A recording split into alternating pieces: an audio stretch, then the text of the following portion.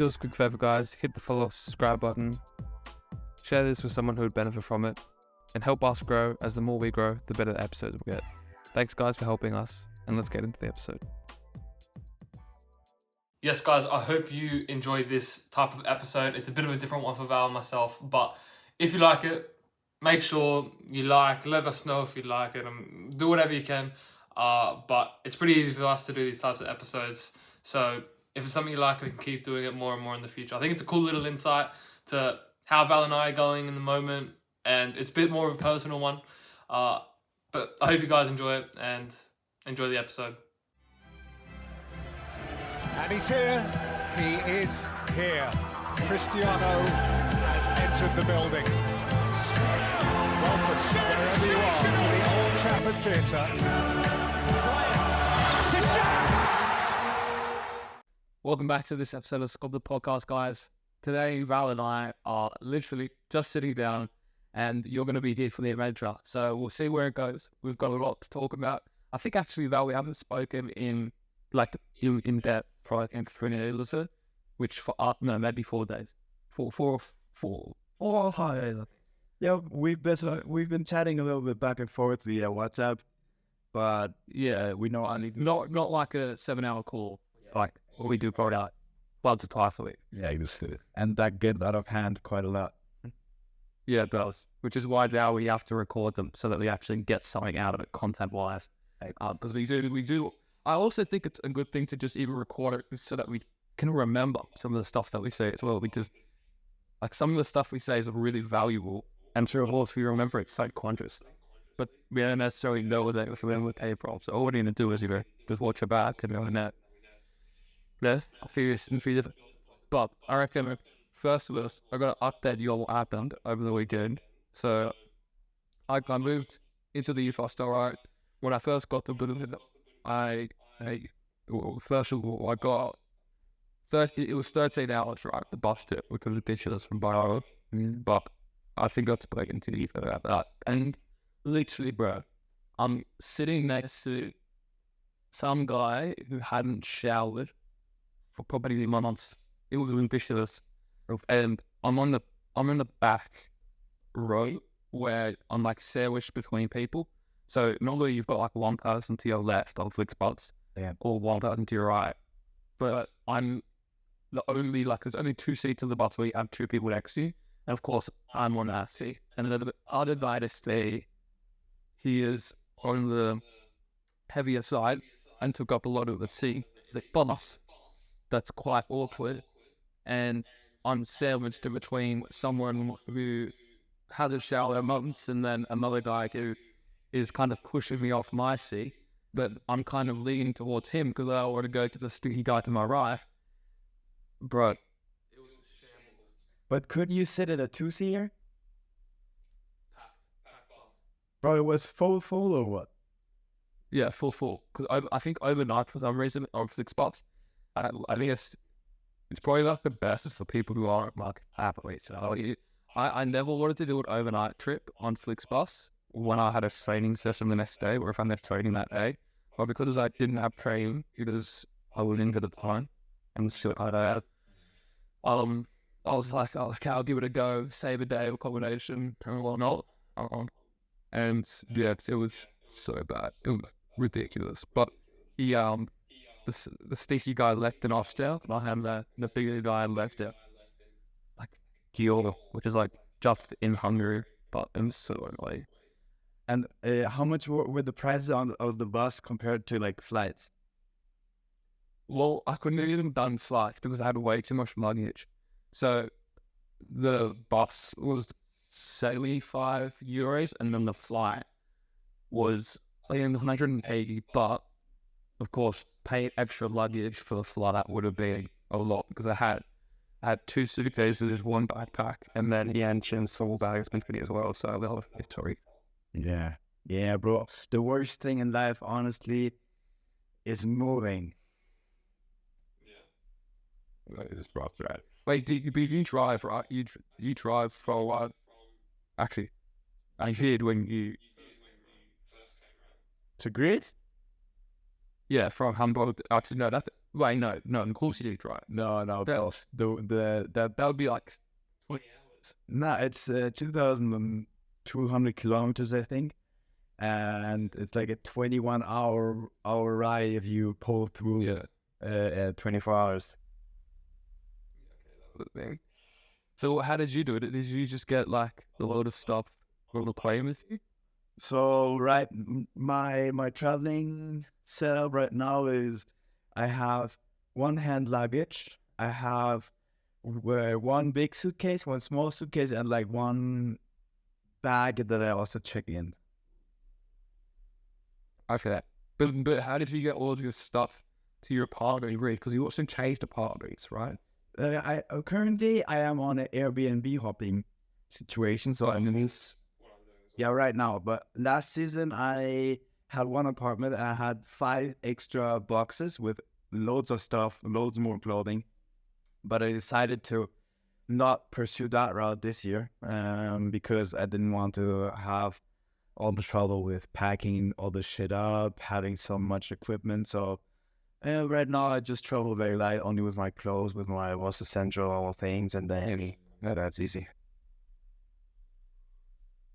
Yeah, that's pretty much what I'm doing as well. Because like, this is where the story comes in nicely, right? So I get some staying in the youth hostel. It's actually a really good youth hostel. It's called a hotel, but it's more of a, well, yeah, it's definitely a youth hostel. I know it's a shared room with 4 people. It's pretty modern, and it's ridiculously cheap. Right? €30, you're like, maybe they're not crazy with refund still, but it's crazy for just a decent room, you know. Bro, that's like nothing. That's yeah. You spend more money on the food, but it was crazy. How's like how cheap is it?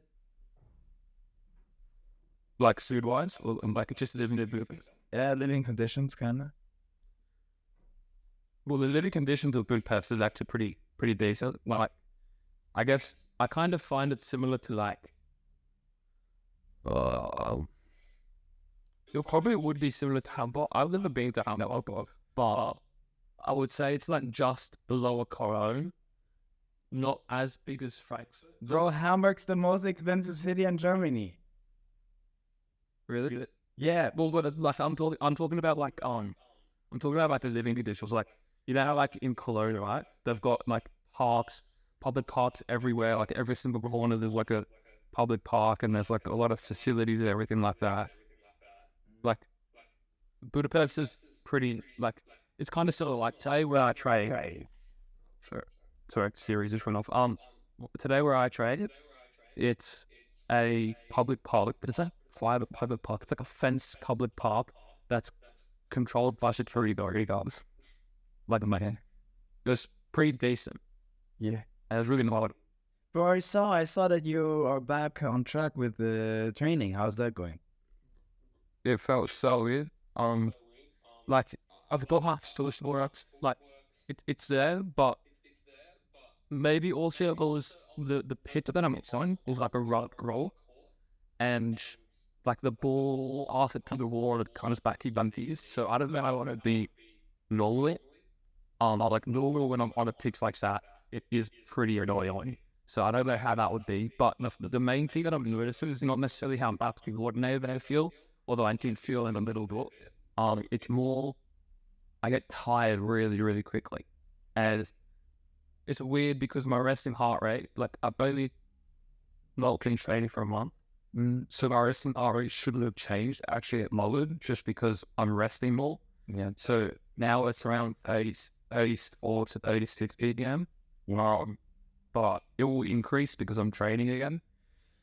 Because I'm not able to fully rest. But like resting heart rate at the moment isn't necessarily a reflection of how fit I am, because I won't be too fit because I've only been out for a month. I also lost too much, but it's more for me. I've convinced myself that I have to train multiple times a day to keep the level of homeostasis, like skill level that I've got, so that when I go, I feel like I've lost everything, which isn't true. It's just the way that I can, but like keep myself accountable. Like making sure I train multiple times a day, if that makes sense. Yeah. But now, like that helped me, but now that doesn't help me. So I'm trying to reprogram my brain to realize that was actually a lie, which I was fully aware of it being a lie. This is like the healthy delusion. Okay. I now have to have a healthy level of delusion to actually reprogram and to think, okay, I can probably go into a training session with a decent team and feel a little bit rusty, sure, but have at least 90% or 85% that I can actually show them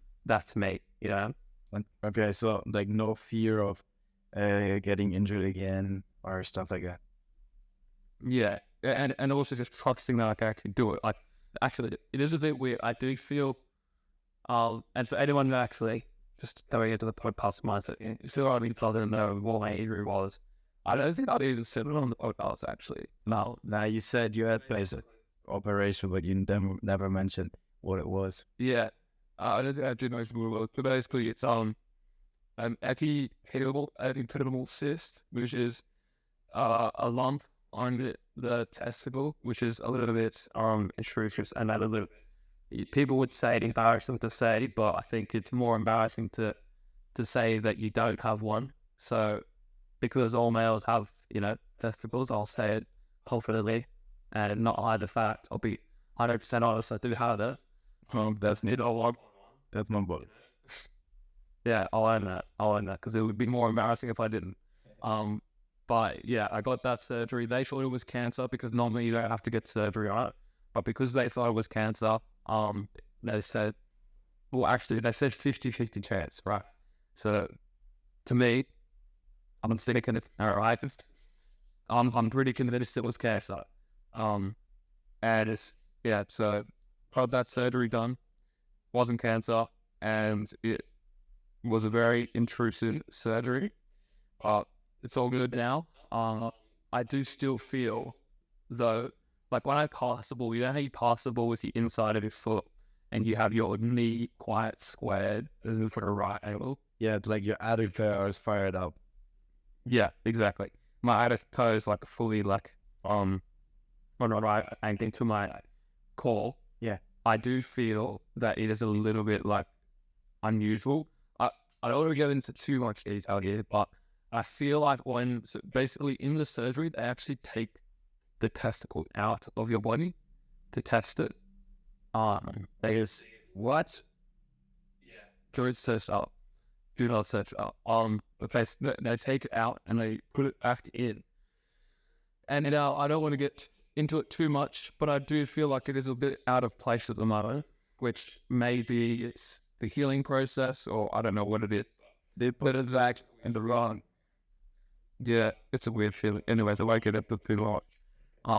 But yeah, that's a very weird feeling. No, I started in most of the point about what happened over the weekend.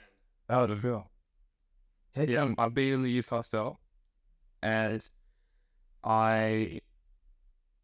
as I said, it's a pretty good youth hostel, right? Like, we've got a shared kitchen, we've got a study area. The study area was brilliant, by the way. Wildlife Wi-Fi. It was where we had that episode for Nick Cup. Yeah. And like a really good area, massive. And I think it was Sunday night, maybe, going to bed. I couldn't get to sleep. I really wanted to get to bed early because in youth hostels it's very difficult to get to bed early. Everyone's snoring. If you've ever stayed in a youth hostel, you probably know what it's like. Like, there's not going to be in one room. There's always going to be one person who snores. That's just a statistic. Yeah, and it's 4 guys or also 2 girls sleep there. Yeah. Okay. Yeah. I think that the chance that 1 out of 4, or depending on how big the room or is with how many people, the chance of someone snoring is pretty high. Yeah, exactly. And I think it is actually 1 in 4 people snore. No, actually, I think it's 1 in 2, and then 1 in 4 is like a ridiculously loud snore. And basically, I'm such a light sleeper, so I literally don't sleep when they snore. Really? And I'm talking about, I've got my beats on. I'm not even talking about AirPods. I'm talking about having my beats on, trying to like get rid of all noise. Now my beats are good beats. I literally got my beats for $30, by the way. It's around $8, which would be like 15 euros or something. Yeah. But you know the apple. Yeah, your lentil carrot situation said it out. Yeah. But yeah, they don't really do the job, so it's really annoying. But anyways, I'm trying to get to sleep on the Sunday night, and bear in mind, right, I'm looking forward to training the next day because this would be the first time that I'm training because this was the Monday 5 weeks ago. It would have been when I had my surgery, and on the 5-week mark, I would start training again. So I was trying to get to bed early, and trying to sleep properly, and I just couldn't get to sleep. I couldn't get to sleep the whole day. I was like, you know, brain fog when you get like, you don't feel like you can see too clearly. Mm-hmm. Yeah, I have a few strategies to deal with brain fog. I try and do creative stuff. So I then was working on a few creative stuff where it wasn't too brain intensive. It's like the maintenance work. You know how Val have the term a maintenance day? Yeah.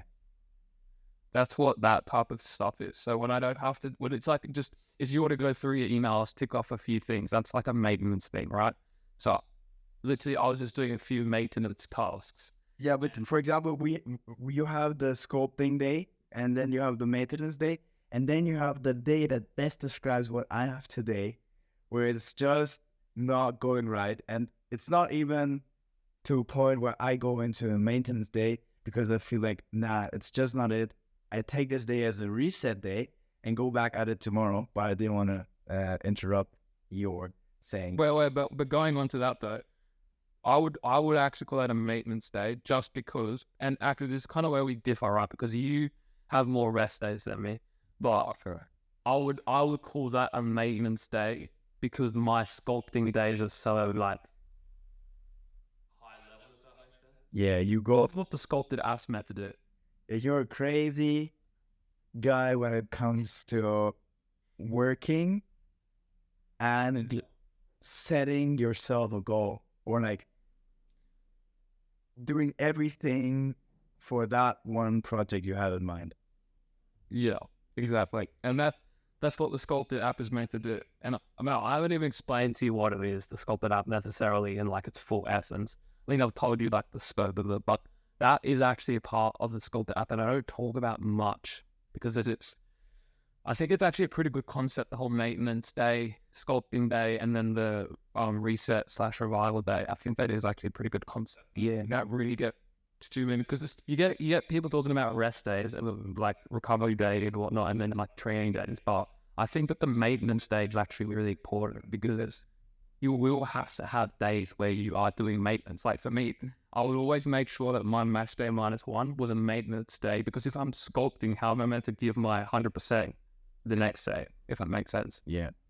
And because by the way, you mentioned that you whoop. Are you still on the whoop brand? Cancel it, bro. You cancel it? You don't know how sad I was when I was filling out the survey, when they're like asking why did you cancel, and I was like, I wish I didn't cancel, but I have to be 100% honest. It's because I don't have enough money. And I was like, they like ask you what you could have done, but like what they could have done better, and I'm like, no, you guys are perfect. It's a me issue. I'm so sorry. And I was like, literally, there was a tear running down my face. But if you could, would you continue it? Oh, 100%. Well, because for a month now, or 6 weeks, I've not been on the grind. Yeah, I know. You did tell me. So have you canceled yours, or did you have alcohol? That I have to be 100% honest. I don't have either of those two options. You're still, in fact, still going. So It's still an ongoing reoccurrence every Monday. But I came onto this topic because I was really just thinking about it 2 seconds ago. Should I charge the sucker again and put it on? See, because I like how it looks, I like the stats, but then I'm like, oh fuck no, the stats are gonna fuck with my head again. I can't. But wait, they've added the feature where you can hide stunts now, right? Really? Yeah. Do you remember when we spoke like 6 months ago and I was telling you about how I gave Whoop feedback asking them if they could hide stats? Do you remember that? No, I don't remember. And do you think it was only because of you? It's not just because of me. I'm sure they got other people asking it, but I do have receipts saying that at the time they said they haven't thought about that before, so maybe I can take credit for it.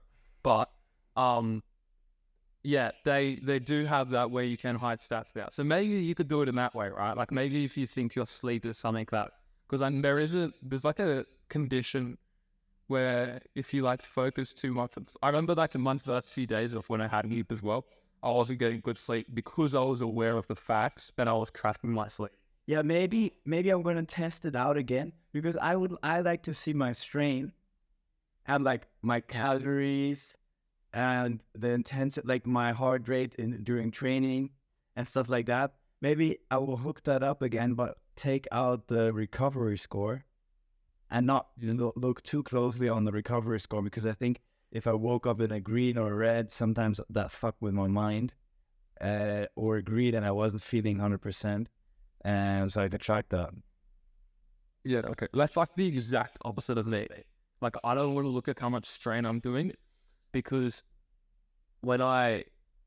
first of all, there is a flaw in the strain as much as there is in recovery as well. But it's like when I look at how much calories I burn per day, I then start, like as soon as I see numbers on calories, it's like, and then I start to go back into like eating order tendencies. Like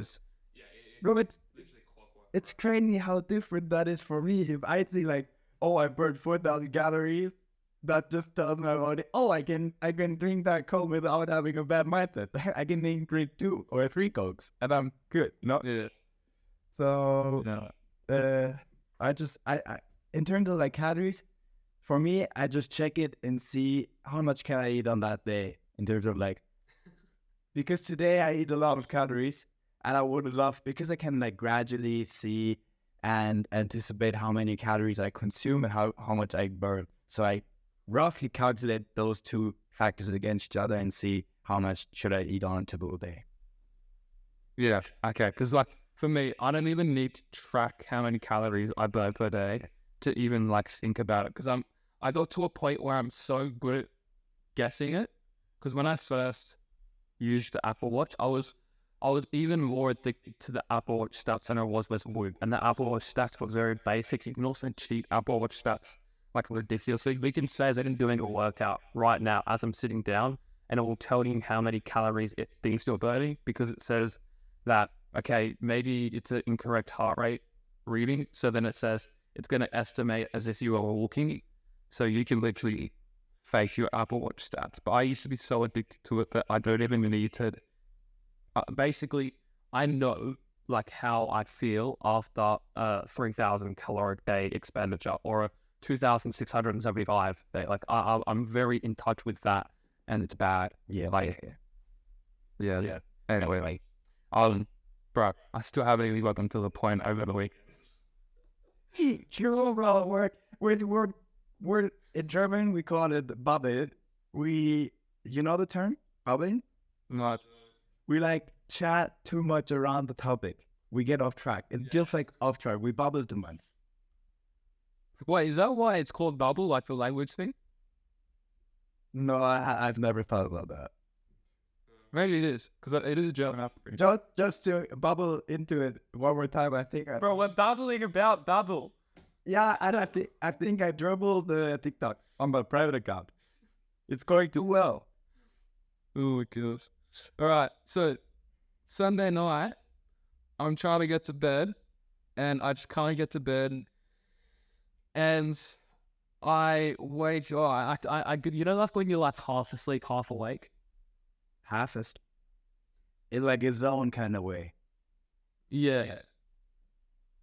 Like you experience, You know, I'm feeling but you don't. like it's like zone. I think it's zone 1 maybe. Like it's like the light sleep. Yeah.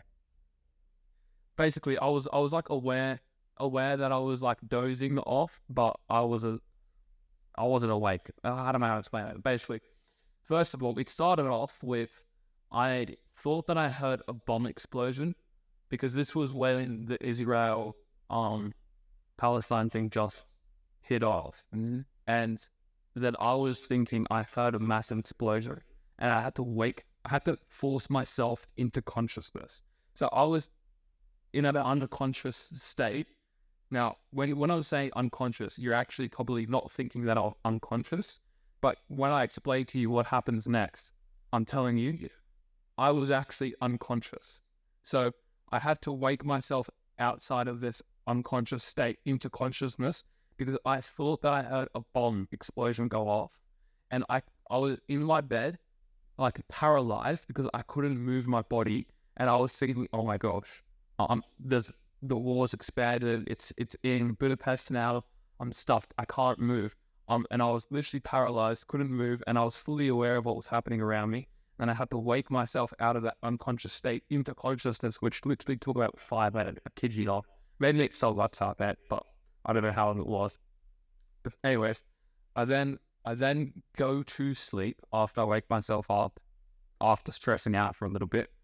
And then at 6 a.m. in the morning, this was at 3 a.m. I let them all.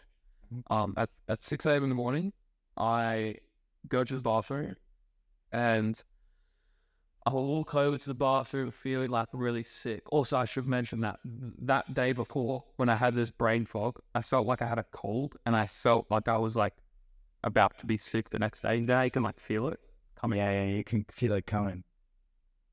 I felt it coming, but I didn't know what was coming. And now at 6 a.m., I go back to inside in the bed, and then I get back up because I start salivating. You know the word salivating, like where like your mouth starts watering. Yeah. Now, I don't know if you have this, but when you're about to vomit, do you start to have your mouth water? Bro, I don't even remember the last time I vomited. Okay, well, see, I haven't vomited in ages, and I'm an absolute G at stopping myself from vomiting. I think the last time I vomited was like 10 years ago. I always get it to where I'm about to, but I stop myself. And basically, I get this salivation where I have to just go to the sink, and I just have to spit for about 3 minutes. Yeah, And then it was spitting. I know that. Yeah. And then when I walk back to my bed, so I'm just fully still in front of the sink, leaning over, spitting. Then I walk back to my bed, and also this floor, I'm talking, it's 5 meters. It's nothing.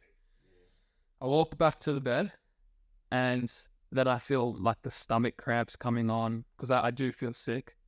And I start sweating profusely. I'm talking dripping. And then I start seeing black. You know, like where your eyes start to like close, but your eyes aren't closing, and like you just feel like they're closing. And it's like in movies you see it when the eyes are like closing from the perspective of someone. That's literally how I felt.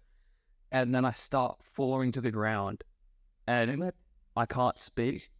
And I'm in a room with 3 other guys, which was actually a good thing. And I'm just falling to the ground, and I'm going like.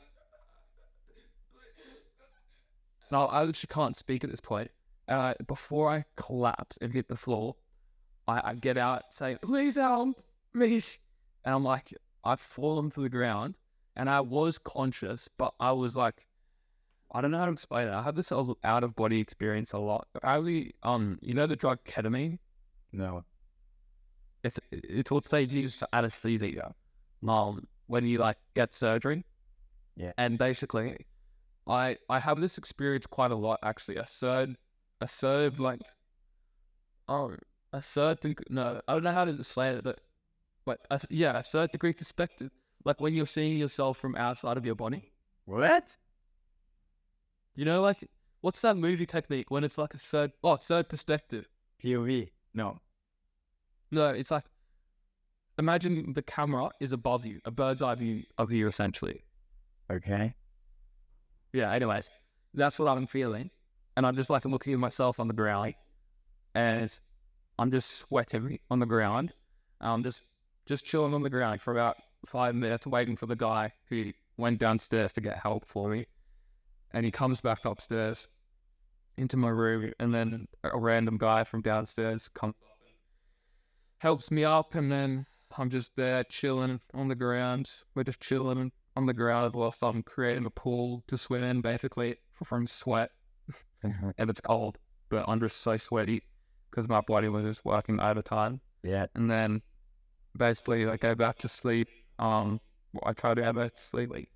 And then it's the next morning, and they also wanted to call an ambulance, but I didn't want to go to hospital because, one, I didn't know if it'd be expensive. Yeah. Turns out about 30 € for us for 2 fix and 2 keep and about What? crazy. I'm now 30 euros, but anyways,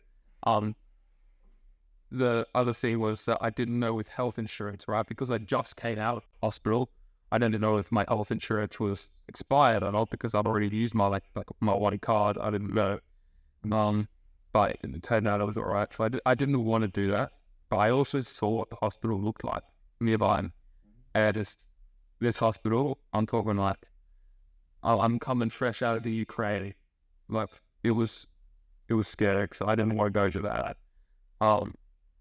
So I just sucked it up, and then midday comes around, and I'm feeling really horrible. I slept the whole day, and then I speak with my mom before she goes to bed, and she thinks that it's too bad now, and I honestly did agree with her. I thought it was really bad now. I keep on. Every time I stand up, I faint. Like literally, just collapse to the ground. Like right now still. This was Monday. Yeah. So Monday, every time that I stood up, just start sweating, and then I collapsed to the ground. And yeah, it was crazy, bro. But it was so unoptimal. And then the paramedics, they ended up coming to the youth hostel. And the hostel, they also wanted me to go to hospital, but the paramedics, they ended up doing a few tests. They said I should be all good, and then I ended up staying at the youth hostel. But was it like a panic attack or what? No, just food poisoning, I think. So yeah, probably from the shared kitchen, it kind of makes sense, right? Like I'm relying on everyone else before me cooking properly, also washing up their plates properly, so it makes sense that I got sick from the kitchen, I would imagine, or just the food that I ate. I ate like not carrots and lentils, which I should have, because I definitely wouldn't have got food poisoning from them. But I had like burger patties, because they were like the cheapest meat in the freezer section. And yeah, so I had some burger patties for like breakfast, lunch, and dinner, and I think that would have done it. I'm not a fan of meat personally. Like I'm not a vegan by any means, but I do eat more of a vegan lifestyle because I don't really like the taste of meat that much. I like chicken a lot. Bro, I love a good ribeye or something. See, I haven't even had a rifle. When we meet each other one day, it's actually so funny that we've been talking for a year now, and we've never met in person. But when you do, I'm treating you to a fucking lovely steak. Bro, I don't know if I'll be able to eat that. Like literally, when I'm telling you, bro, I don't know what it is. I think it's like, it's not even the look of meat, because I can stand the look of meat. Like, you know, I tell people I don't like the look of meat, and that kind of intimidates them. I don't even care about that. It's just for some reason, like pork. I don't eat pork, for a few reasons. One, because, I don't think that's, from my interpretation of the Bible, I don't think that Christians should be eating pork. But I also, even before my interpretation of that, I actually just think that pork's disgusting. Also lamb, I really hate lamb. Beef, a little bit more tolerable, but I don't eat fat. I don't eat the fat of any meat. Like, I can't eat chicken thighs. I hate chicken thighs. I only eat chicken breast. And then if I'm eating like beef, I'm eating mince. That's it. But mince has fat. I know, but I'm talking like you can get rid of the fat, but like also not necessarily fat as in like the content of fat. I'm talking like the physical fat, you know, like or like a beef tenderloin or whatever it is that is, where it's like you can actually like taste. Well, no, you can taste fat, but like the you know, like the physical white. I know what you mean. I know what you mean. Like on a tomahawk. I hate that. I don't really know too much about beef, but just the fat on beef. Get out of here. Hate that. And I'm pretty sure most people like that. Bro, the fat has so much flavor. It gives you like a lovely taste, and like salty, and I'm telling you, and it's like a sex explosion in my mouth. Not gonna lie. That's the most German thing ever, bro. I only ever hear Germans say that. What? What you just said. What, a sex explosion in your mouth? Yeah. Yeah. Which other German use that phrase? I won't repeat his name, although it's someone who I call the bank account. The bank account? I see. Our dearest friend. Yeah. And Germans are crazy. I love a good, cheeky, funny sentence. Oh, I have so many good ones. Because I'm not the one. All of it's in it. The sentence in itself. I mean, you even said it in this call. The German saying, you know? Did they say the German thing? Yeah, the bubble. Oh, the bubble. Yeah, we bubble too much. We truly bubble a little bit too much. But I think it's good. Bro, so you had a crazy weekend. Crazy weekend. Literally, this is a saying that I've got, and I think it makes a lot of sense. When it rains, it pours, you know? That's my thing. Okay, you might have had it before me because you're older than me. Yeah, I'm a very experienced guy. Okay, I mean, do you have an email sending that to Whoop saying that that's your phrase? No. Because I've got that email to Whoop telling him that I've got. You send Whoop an email with the phrase where it raised it forth? How they're saying that when I was talking about how that feature on Whoop is my feature. Ah, yeah, true. Yeah. But yeah, when it rains, it pours. That's true. Both in a positive and negative aspect. Yeah, I think that happens definitely. But we're at 40 minutes now, and we kind of said that 40 minutes is what we're aiming for today. Yeah. So I think unless you've got anything you want to say, Tefley, I just I don't wrap it up. I think we can wrap it up. I think today was an episode. If we had like an analytics tool, it would be like 80 to 20 you talking. So our next episode, I will share some more insights of my week. Yeah, definitely. I'm sorry about that. It definitely wasn't meant to be like that, but because we kept on going, because I was hoping to get my weekend to you summarized in the first few minutes. Yeah, but we started bubbling out of it. Yeah, we only actually got to that point 5 minutes ago.